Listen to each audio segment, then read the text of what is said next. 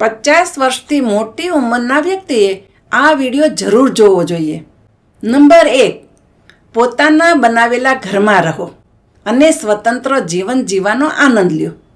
Number 2, પોતાની bank balance તથા બીજી કોઈ સંપત્તિ કે પ્રોપર્ટી વધારે પ્રેમમાં આવીને કોઈના નામ ઉપર કરવાનું ક્યારેય નહીં વિચારતા. નંબર 3, પોતાના બાળકોના આ વાયદા ઉપર ક્યારેય નિર્ભર ના રહેતા કે વૃદ્ધા અવસ્થામાં તમારી સેવા કરશે, કારણ કે એમની પ્રાથમિકતા પણ સમય બદલવાની સાથે બદલાઈ જાય છે.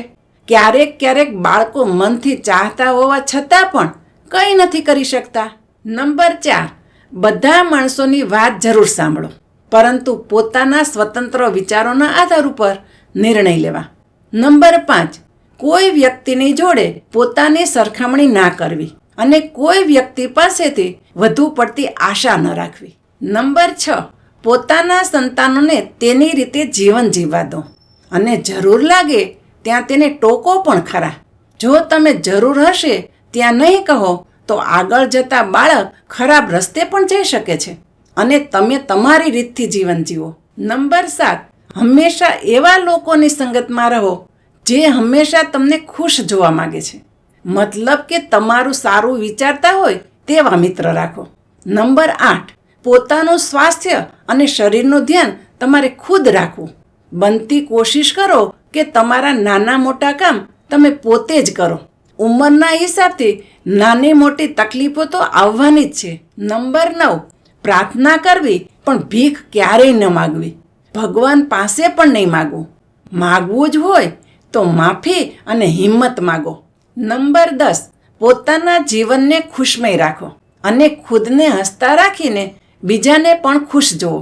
પોતાના જીવનસાથી સાથે અને બાળકો સાથે વર્ષમાં 1 અથવા તો 1થી વધારે વાર યાત્રા કરો.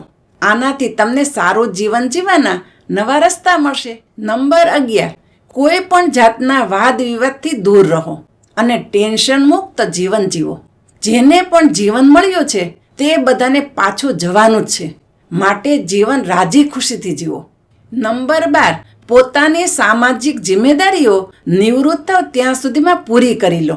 જ્યાં સુધી આપણે પોતાના માટે જીવન નથી જીવતા ત્યાં સુધી માણસ જીવિત નથી. મિત્રો, મને આશા છે આજનો આ વિડીયો તમને જરૂર પસંદ આવ્યો હશે અને આ વિડીયોમાંથી તમે કંઈક ને કંઈક નવું શીખ્યા હશો. જો વિડીયો તમને સારો લાગ્યો હોય તો વિડીયોને લાઈક અને ચેનલ ઉપર નવા હોય તો ચેનલને સબસ્ક્રાઈબ પણ કરો અને બધા લોકો સાથે શેર કરો. હું શારદાબેન ગોસ્વામી તમને ફરી મળીશ એક નવા જ વિડીયો સાથે. ત્યાં સુધી મસ્ત રહો, સ્વસ્થ રહો.